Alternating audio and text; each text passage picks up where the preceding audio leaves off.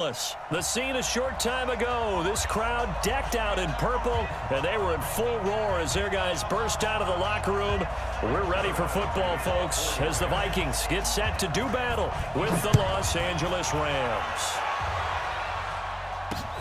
Fielded about a yard deep. And he's able to get it across the 20, but not by much, as he's marked down at the 21-yard line.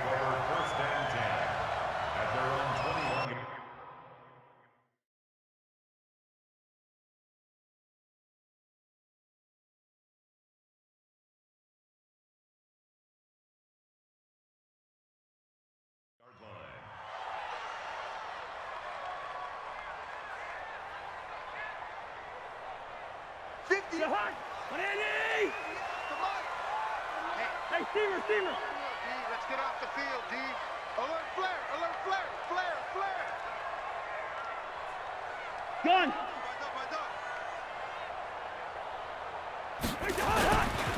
Now the first carry for Dalvin Cook. It's a 7-yard carry to set them up with a 2nd and 3. Despite the blitz, they're still able to pick up a nice solid gain. The disadvantage of blitzing often alters the normal spacing and run fits and leaves creases like they were able to exploit right there.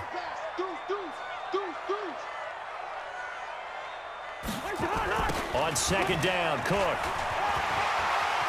He'll have a first down past the 40. The Red Sea parts, and there he goes. Touchdown, Vikings. Dalvin Cook, 72 yards, as his guys are able to strike first here in this opening quarter. Well, if they didn't get the wake-up call before the game, they got it right now. 2 plays already in the end zone. I think of it in boxing terms because whether it's a big shot with your first one or a probing one, a little bit of a jab, the second one was the payoff. That was the big one that landed. 1-2, end zone. And a pretty good return here. He'll be stopped just shy of the 25 at the 24-yard line. At their own 24-yard line.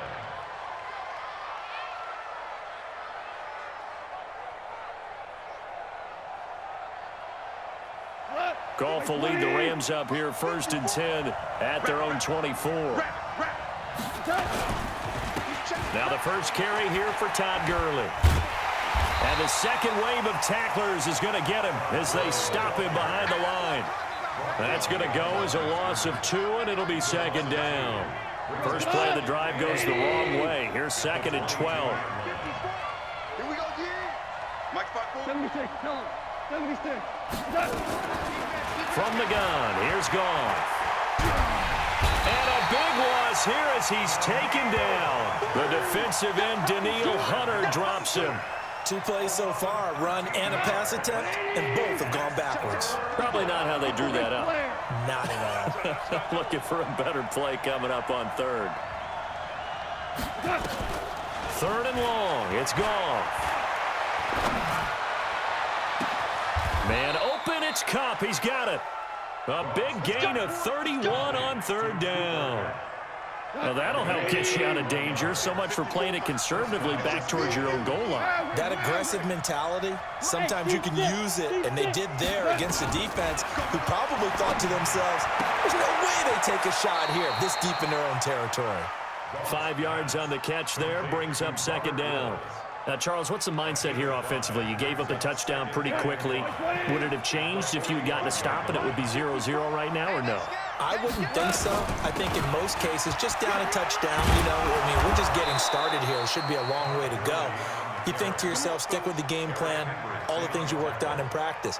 But you have some teams that when they get down, their natural tendency is to aggressively strike back. And let's see if they want to get outside of the game plan we expect and try and be aggressive on their first series. A nice run there by Gurley on 1st down as he'll get about 7 out of it. A solid run on 1st down. Gain of 7 leaves him with a 2nd and 3.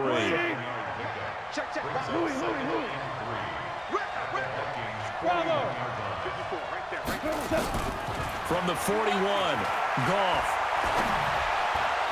And this one's incomplete. Robert Woods, the intended receiver that time. And it's 3rd and short. Had an open man that time, but ended up putting a little too much heat on it, don't you think, partner? Absolutely. Just needed a touch more air under it. Instead, he fired an absolute bullet. Goff on third down. Then he'll find his target. Woods, it's complete. They stop him for only 3 that time, and that'll bring up 4th down.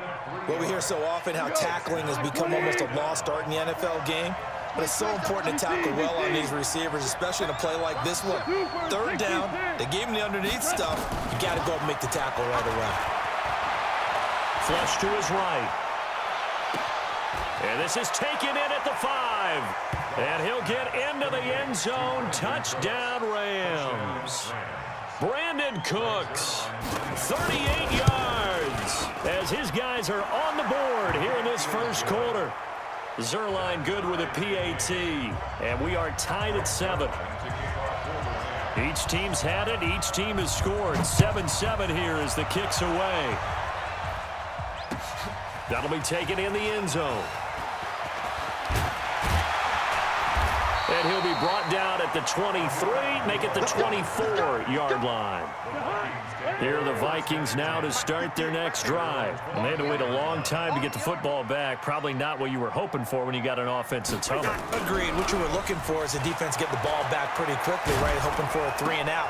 So that didn't happen. You can't yard your D for that. They've got to take care of their own business and reestablish themselves now that they're back on the field. These two teams all tied after 1.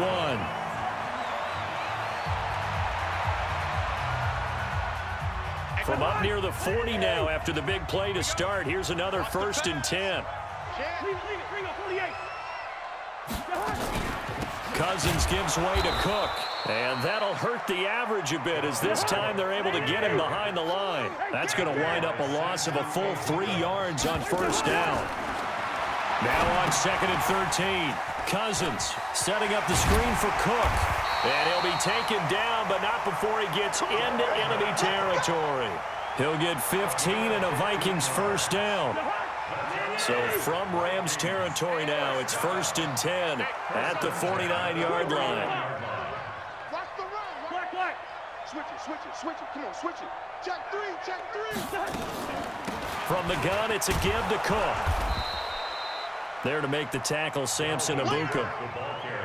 They tried a quick hitter inside, but that one was swallowed up because what they're hoping, those big defensive linemen will take the bait and move laterally and open up a crease that they can run through. Didn't happen on that play. They try to throw on 2nd down, but this one is incomplete. Dalvin Cook is running back the intended target, and it's 3rd down. It's been my observation there's been a nice variety of play calling defensively. You and I often talk about an offense's ability to keep a defense off balance with what they're doing. I think the converse has been true in this game. Yeah, I think you're right. They seem to have gone off tendency quite a bit, but only the 2nd quarter. A lot of time to change things. Cousins. And that is incomplete. You hear the calls for a penalty, but I just don't think so. I think in this situation, the defender was making sure his guy couldn't hold on to the football. So I don't see anything to warrant a flag. No, I'm with you. There was contact, but I'm happy they kept that flag in the back pocket. Hey, Echo. Right over there. Yeah. Mike, 58, right there. Let's pick it up. It's out of time, guys. Out of time. Let's get off the field. Cousins to throw for it on 4th. And that is going to be incomplete. Boy, it looked like he had it and dropped it. And this defense is going to get the football back near midfield, right at the 48. They'll try and start the drive with Gurley.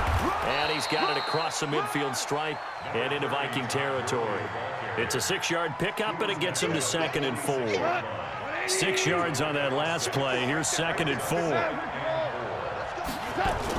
On the toss, it's Gurley. And he'll lose yardage here. Back at the 47. He went backwards 7 yards, setting up a tough 3rd down.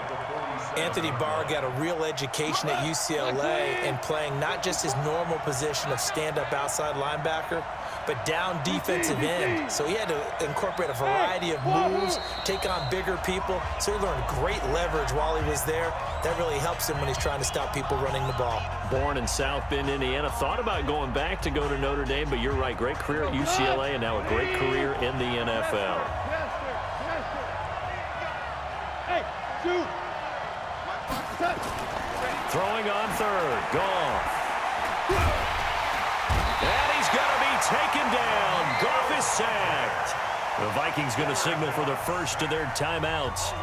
It's just their first, so they'll have 2 remaining here before we get to halftime. On is the punter, Hecker, as he gets this one away.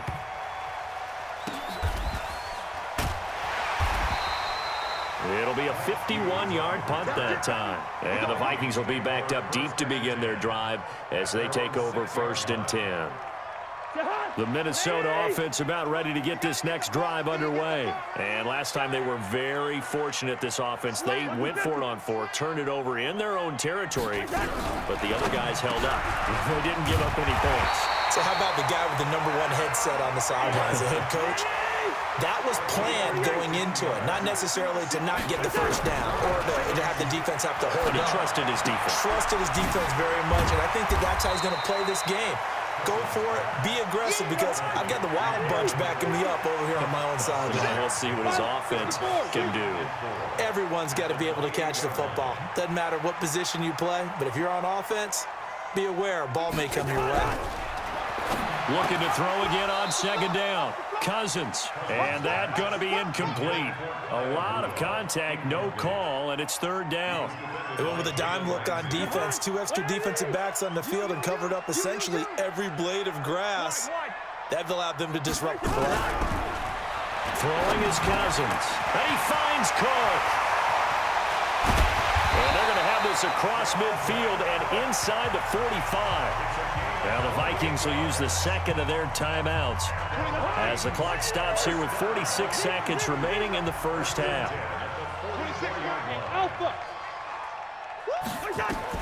On 1st and 10, Cousins. And this will be incomplete. Physical play on the football there, and it's 2nd down. After the incomplete pass, here now is 2nd and 10. Jim, check the hot read. Greystone, travel.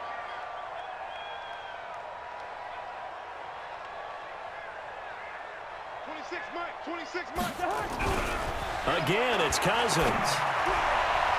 And that'll be incomplete. Nickel Roby-Coleman there defensively. When I watched that play, I thought about what my coaches had told me in the past. The biggest teaching point, get your head around. Locate the football so you can make a play on it while it's in the air.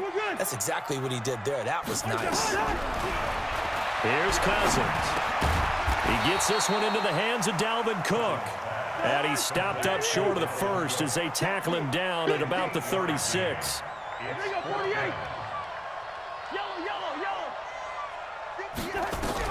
Now Cousins on 4th down.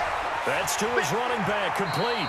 And he is out of bounds inside the 30. And the drive stays in motion with a nice 8-yard pickup on 4th. The 4th down run successful. Now they look to pay it off on 1st down. Cousins looking for Diggs, and it's intercepted. Picked off by the safety, Eric Weddle. And his guys have got it back at the closing stages of the first half. Set to begin their next drive, the Rams offense at the line. Time here for likely one play, and then these two teams will head to the locker room all even. And you know the play caller's just feeling it right now. Let's go ahead and go for this one. A big shot down.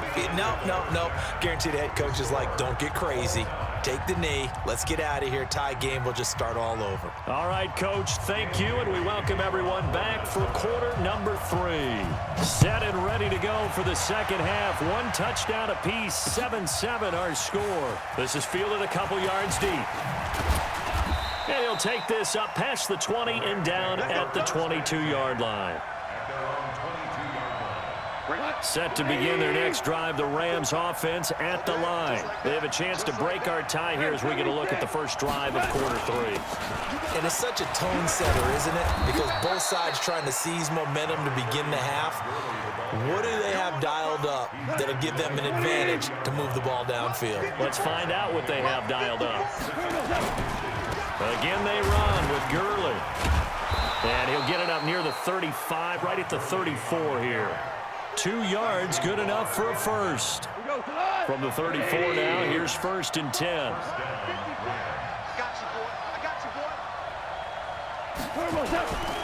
Goff turns and gives to Gurley. And able to get this one across the 45 before he's brought down. That's a gain of 13, 1st down Rams.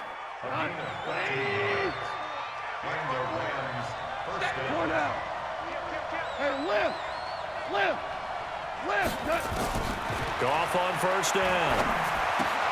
He's got his target. It's the tight end, Tyler Higbee. And he'll take this from 147-yard line to the other. A gain of 6. 6 yards was the pickup on the last completion, so here's 2nd and 4. Delayed give, Goff to Gurley. And the stop here will come at the 38-yard line. Yeah, once more, strong running, excellent blocking at the point of attack. They've got a nice little drive brewing right here. So on the heels of the run by Todd Gurley, another 1st and 10. Out of the gun, Goff. Escaping the pressure right. And that is incomplete. He couldn't hold on through the contact. Brings up 2nd down. We've seen good cover skills on display throughout this game, really from both teams. And there's another nice example there of them making it difficult to complete a pass.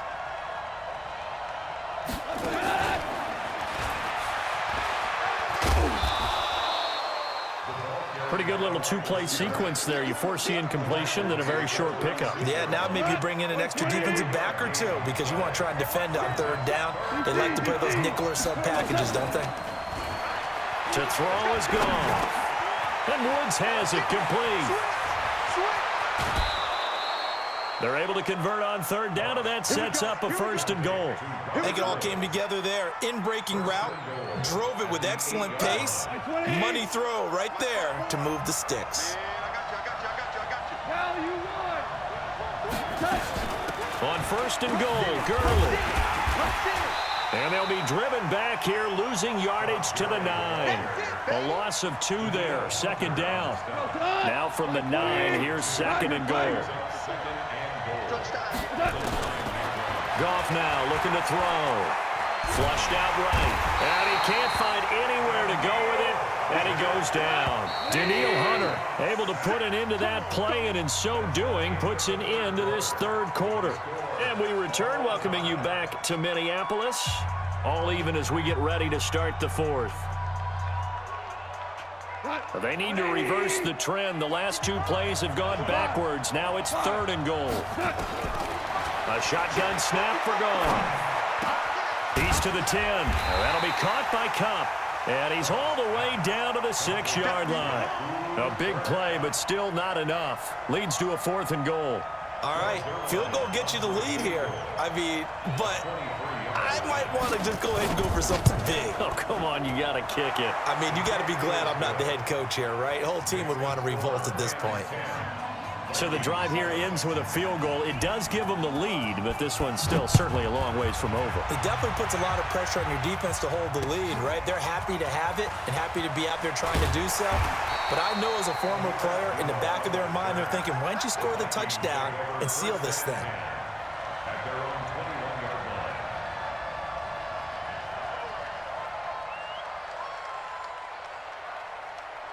Here are the Vikings now to start their next drive. And there are parts of their last drive they'd like to emulate. And, of course, they'd like to forget the ending, the interception. But they did put together, Charles, a nice sustained drive to get him down the field. Yeah, and unfortunately for them, the only thing that matters is part 2, right? Because once they threw the interception and finished off the drive, that does them no good to go back and say, well, you know, we had a good one going. Finish things off. That's the only way you can get it done. Under 4 to go now as the clock runs and they come up on 2nd down.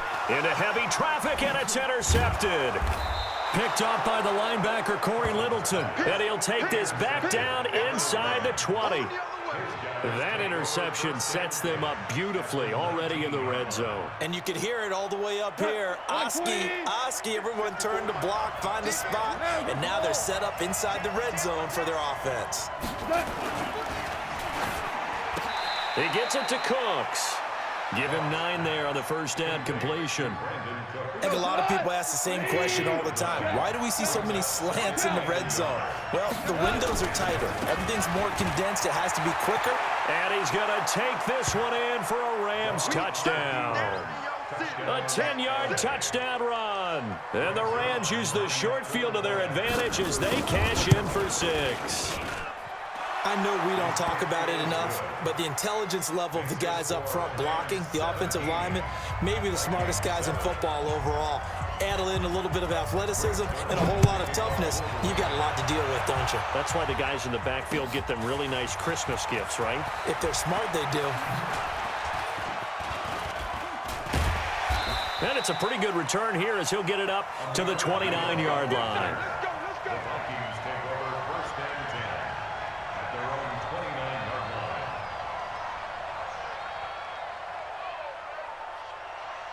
line. The Minnesota offense about ready to get this next drive underway. They are looking to make a bit of a 180. They are sputtering right now.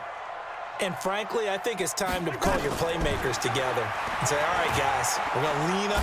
And the pressure too much that time as Cousins goes down. The perennial Pro Bowler Aaron Donald gets the sack. To try again after the sack. Cousins. Well, so much for setting the tone of the drive offensively. Giving up a big sack that loses that kind of yardage, not a great start. They get 14 back, but it leads now to a 3rd down. Now Cousins. Open man is Thielen. It's complete. And he'll take this to the other side of midfield before going out of bounds. Another strong gain on the last 2 plays. They've moved it a combined 33 yards. So from Rams territory now, it's 1st and 10 at the 49-yard line. From the gun, here's Cousins. And down he goes on the pressure from the Rams defense. Aaron Donald in there to take him down on what will take us to the 2-minute warning. So the Vikings in possession of the football as we get you reset. And let's see what they've come up with offensively after having time to talk it over. It's caught inside the 25. Touchdown, Vikings. Stephon Diggs, 59 yards. As they're now just an extra point away from making this a 3-point game. Cousins to throw. Toward the end zone, but that's going to wind up incomplete. Protection was great. He had time to set up a campsite. But in the secondary, though, they were ready. And I think that in most places on the field, if you have that much time to throw the ball, someone's going to shake free and you'll find an open receiver. But condensed, near the goal line, on a 2-point conversion, all that extra, there's not any extra field. So it kind of closes in on them, and that allows you to cover a little bit better.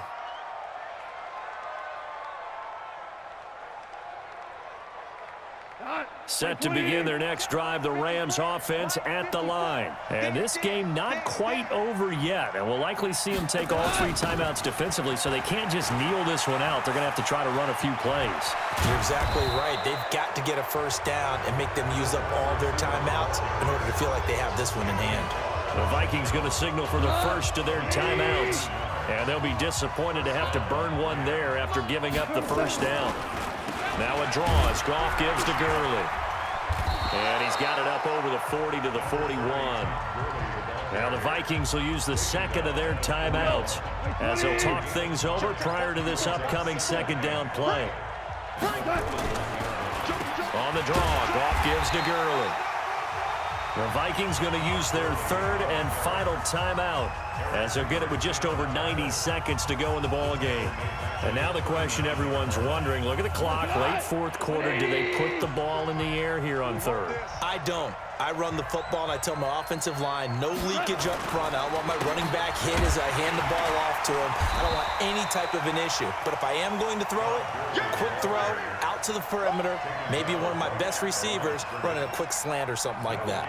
Here's Johnny Hecker now as he'll punt it away for the 2nd time.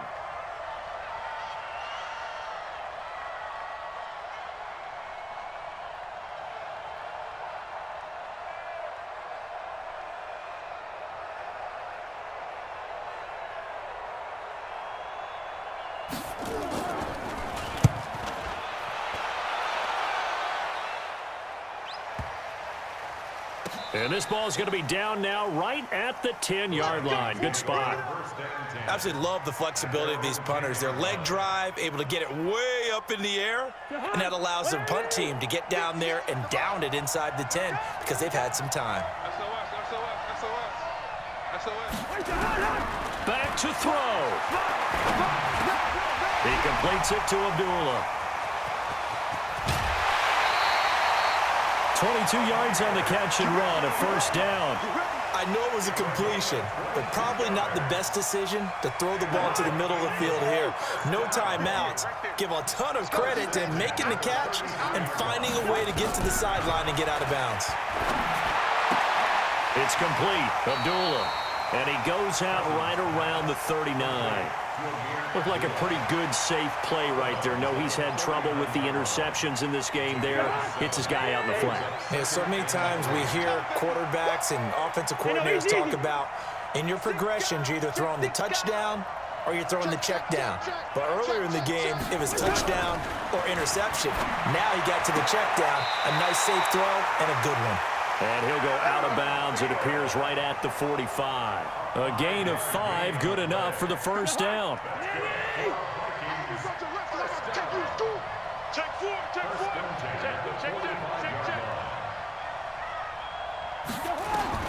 Cousins. That'll be complete to Cook. And he'll get it into enemy territory just across midfield at the 49. It's a gain of 6 on the play, and that'll bring up a third down.